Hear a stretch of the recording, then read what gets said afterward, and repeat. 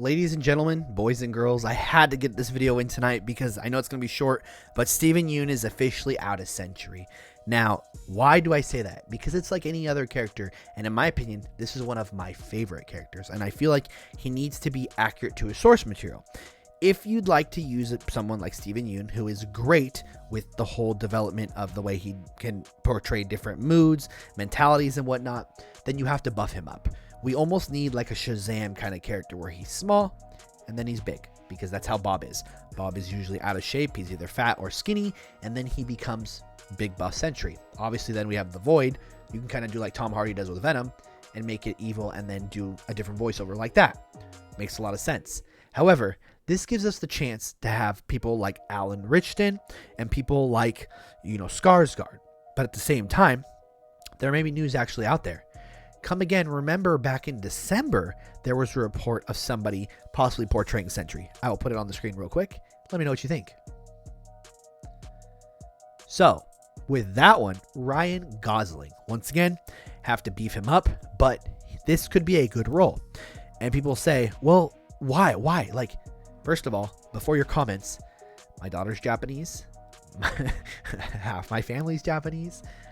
I am Hispanic. My other daughter's Hispanic. My wife is Japanese. Relax with your comments, because it'd be the same exact way with people saying Dr. Doom has to be Romani, with Black Panther having to be African American, with all these characters. It's the same exact thing. I could argue, what about Namor? Why Namor change? People are going to say, well, obviously Atlantean's not real, Yes, but at the same time, why did he change? So those were those arguments. I just wanted to bring this video up because it's really important to me, because I am so excited to possibly, with this new year, get a better casting for Sentry. The reason why he left, more than likely though, and it's been going around, Great Phase has said it, the Hollywood Reporter has said it, multiple people have said it, it's because of conflicts, pushbacks, and the strikes. And obviously it just wasn't working. But at the same time, Great Phase has also said that if somebody was removed, essentially somebody's probably already been casted and it just hasn't been announced yet. It just doesn't happen out of the blue. This has obviously been in the talks for a while, and yada yada, so on and so forth. So with that being said, I just want to put this video out real quick and ask you guys, who do you want to be the Sentry? People are going to probably say Henry Cavill. No. Sentry needs more emotion than Superman does. And people are going to be like, well, Zack Snyder should... No, it's not the same thing. It's not even close to the same thing. So with that being said, though, I also feel like this film, the script could possibly be horrible. It's been rewritten. People have changed out already. Honestly, I would can this film, because if you're not going to do things properly and you're just going to give us a PG-13 Suicide Squad reboot, we don't need it. That's just me.